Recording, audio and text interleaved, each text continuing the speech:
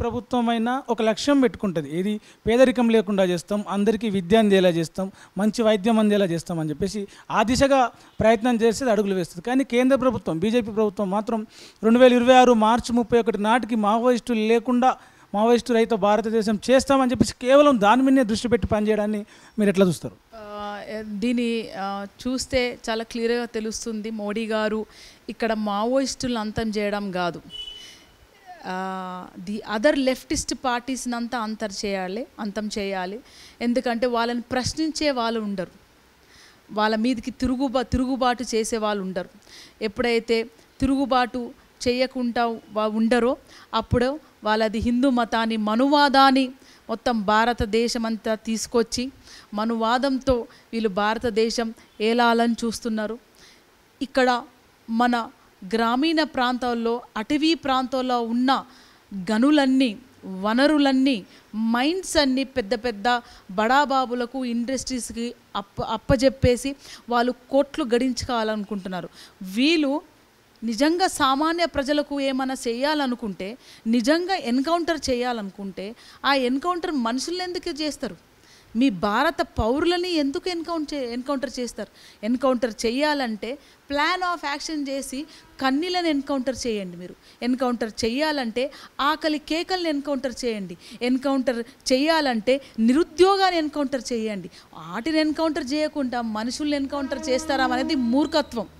ఎందుకంటే ఎప్పటి వరకైతే ఈ భూమి మీద మన భారతదేశంలో కన్నీళ్ళు ఉంటాయో, అవమానం ఉంటుందో, అణచివేత ఉంటుందో, దోపిడీ ఉంటుందో, గత 100 ఏళ్ళుగా చూస్తూ వచ్చినాము. తిరుగుబాటు రూపం ఏదో విధంగా వస్తుంది. అది నక్సల్బరీ మూమెంట్ కావచ్చు, రాడికల్ కావచ్చు, మావోయిస్టులు కావచ్చు, రేపు ఇంకొక పేరు వస్తుంది, ఇంకొక తిరుగుబాటు వస్తుంది. ఆ తిరుగుబాటు ఎందుకు వస్తుందంటే అణచివేత కాడ కన్నీళ్ళ కాడ వస్తుంది. ఆ కన్నీళ్ళు చెప్పుకునే, ఆ బాధ చెప్పుకునే ఛాన్సే ఇవ్వట్లేదు. సో ఇది ఖచ్చితంగా నిరంకుశిత పాలన అని మనం ఖండించాల్సిన బాధ్యత ప్రతి ఒక్క భారత పౌరుడికి ఉంది. ఎందుకంటే నిన్న అడవి బిడ్డల్ని చంపినారు, రేపు మనను కూడా చంపుతారు, రేపు మనను కూడా అవమానిస్తారు, రేపు మనను కూడా అణిచివేస్తారు. మనం చూస్తే మన రైతులు, మన పంజాబ్ రైతులు ఢిల్లీలో వాళ్ళ పంటకు కావాల్సిన నష్టం పరిహారాలు ఇవ్వాలని సంవత్సరం పాటు ధర్నా చేస్తే వాళ్ళ మీద దాడులు చేపించి వాళ్ళ మీద పోలీస్ కేసు పెట్టించి ఇప్పటికీ పోలీస్ కేసు చుట్టే తిరుగుతున్నారు వాళ్ళు. అంటే ఎవరైతే వాళ్ళని ప్రశ్నిస్తారో వాళ్ళని అరెస్ట్ చేసి ఫుల్ టైంలో జైలు పెడుతున్నారు. అట్లాగే జేఎన్టీయూ స్టూడెంట్స్ ఉన్నారు, జేఎన్యూ స్టూడెంట్స్ ఉన్నారు, విద్యార్థులు హెచ్సియూ స్టూడెంట్స్ ఉన్నారు, విద్యార్థులు ఉన్నారు, ప్రజా సంఘాల నాయకులు. ఎవరిని చూస్తే ప్రశ్నిస్తే చాలు వాళ్ళ మీద కేసు పెట్టడం, వాళ్ళ లైఫ్ టైం జైల్లో వేయడం అనేది ఈ బీజేపీ చేస్తున్న కుట్ర. మనం చూసినాక గతంలో ఆయన పాటల ద్వారా ఎంతో మందిలో చైతన్యం రగిలించారు, నిస్తేజమైన సమాజంలో ఒక చైతన్య జ్వాలలు రగిలించారు గద్దరన్న. ఇప్పుడు ఆయన ఉంటే తన పాట ద్వారానో తన మాట ద్వారానో సమాజానికి ఒక సందేశం ఇచ్చేవారు, ఏమని మావోయిస్టులను కాపాడుకోవాలి, ప్రశ్నించే బిడ్డలను కాపాడుకోవాలని చెప్పేసి. మీరు ఆయన వారసురాలిగా మీరేం చెప్తారు? తప్పకుండా గద్దరన్న లేని లోటు సమాజంలో కనిపిస్తుంది. ఆయన యుగ పురుషుడు, ఆయన చరిత్ర సృష్టించిన వ్యక్తి. ఆయనలా గొప్పగా చేయలేము, కానీ ప్రజలంతా ఆయన వాయిస్ అయి ఆయనని గుండెలో పెట్టుకొని విద్యార్థులు, కళాకారులు, మహిళా సంఘాలు, ప్రజా సంఘాలు అన్ని చోట్ల ఎవరికి తోచినంత వాళ్ళు వ్యతిరేకిస్తూనే ఉన్నారు. మనం ఖచ్చితంగా ప్రజలు వ్యతిరేకిస్తలేని అనలేం. ఇప్పుడు నేనే చూడండి, నేను పెద్దగా చేయకపోయినా సరే I'm giving my voice, what is happening is wrong అని చెప్పి అట్లా ఎక్కడ పడితే అక్కడ ఇస్తున్నారు. ఆయన గద్దరన్న మాత్రం ఉండింటే గోషి గొంగడి గజ్జలు కట్టుకొని లక్షలాదిగా ప్రజలు తీసుకొని మోడీ ఇంటి ముంగట కూర్చునేవాడు. ఖచ్చితంగా ఈ ఆపరేషన్ కగార్ ఆపేవాడు, అడవికి వెళ్ళేవాడు, ఆ బిడ్డను పట్టుకొచ్చేవాళ్ళు. అదేవిధంగా మనం ప్రయత్నిస్తున్నాం, అన్ని సంఘాలను తీసుకొని ఒక చిన్న ర్యాలీలాగా చేసి మనకు వీలైతే మనం మోడీ గారికి ఒక లెటర్ రాయడం జరుగుతుంది. నిన్న గద్దరన్న విమలా గద్దర్ గారు గవర్నర్ గారికి ఒక వినతి పత్రం ఇచ్చారు.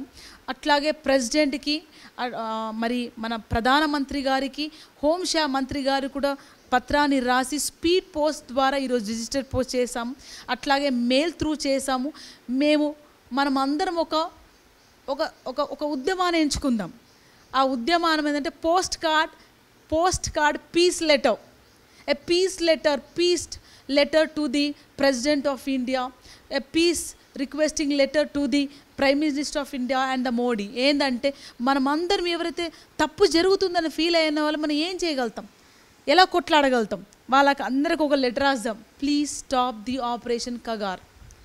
వాళ్ళు నిజంగా తప్పు చేస్తున్నారంటే భారత రాజ్యాంగం ప్రకారం బయటికి తీసుకురండి, కోర్ట్ అనేది ఉంది, ప్రూవ్ చేయండి, అప్పుడు ఊరేయండి, మేము కూడా నిలబడతాం. మీరు వాళ్ళు చేసిన తప్పుని రాజ్యాంగబద్ధంగా ప్రూవ్ చేయకుండా మీకు వాళ్ళని శిక్షించే హక్కు మీకు ఎవరిచ్చారు అనేది ప్రశ్న. వాళ్ళు చేసిన తప్పు ఏంటని ప్రూవ్ చేయాలి. వాళ్ళు తప్పు చేయకుండా వాళ్ళు శాంతి భద్రతకు లోటు, ఎక్కడ శాంతి భద్రతకు లోటు కలిగిస్తున్నారు? వాళ్ళ రేపిస్టులా? రేపులు చేసిన వాళ్ళు కాలర్ ఎగలేసుకొని తిరుగుతున్నారు, రైట్? వాళ్ళ భూదందాల మీసాలు తిప్పుకొని తిరుగుతున్నారు. వాళ్ళ దళారీలు కాలర్ లేపుకొని తిప్పుతున్నారు. స్త్రీలను అవమానించేవాళ్ళు, పిల్లల్ని రేప్ చేసేవాళ్ళు, దాడులు చేసేవారు, ఇళ్ళలు గుంజుకునేవాళ్ళు, పెద్ద పెద్ద బిజినెస్లు చేసుకుంటే ప్రజల్ని మోసం చేసేవాళ్ళు, కల్తీ సామాన్లు అమ్మేవాళ్ళు, వాళ్ళంతా జనజీవన స్రవంతిలో తిరిగితే ఏ బిడ్డల ఆదివాసీ బిడ్డలు మా నీళ్ళు మాకు కావాలి, మా ఒక్క బుక్క గంజి బుక్క మాకు కావాలి, మా పూరి గుడిస మాకు ఉండనియండి, మేము ఏదో కట్టలు కొట్టుకొని వచ్చి బతుకుతాం, మా ఉద్యోగం మాకు ఉండని అంటే వాళ్ళని మీరు శాంతికి భంగం కలిగిస్తున్నారు అని చంపడం అనేది రాజ్యాంగబద్ధంగా లేదు. మీరు రాజ్యాంగాన్ని అమలుపరుస్తలేరు, మీరు నిజమైన ద్రోహులు అని ప్రజలకు తెలియజేస్తున్నారు. గద్దరను ఉంటే మాత్రం తప్పకుండా కలిసిపోదమా మనం, నడచిపోదమా ఆపరేషన్ కగార్ని ఆపివేద్దామా, మనం పోరు చేద్దామా, అడివన్నల బిడ్డల్ని కాపాడుకుందామా, వాళ్ళ కోసం పరుగులు నడుద్దామా, కాలే గుండెల్లోన మంటలవుదమా, పెనుమంటలవుదమా, కన్నీళ్ళు తూడ్దమా, కలిసిపోదమా మనం, నడసిపోదమా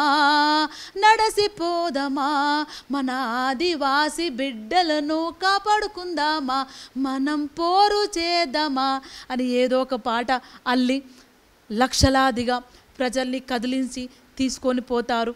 ప్రపంచంలో ఏ మూల ఏ క్షణం ఏం జరుగుతుందో వేగంగా తెలుసుకోవడానికి తొలి వెలుగు వాట్సాప్ ఛానల్ని ఫాలో చేయండి.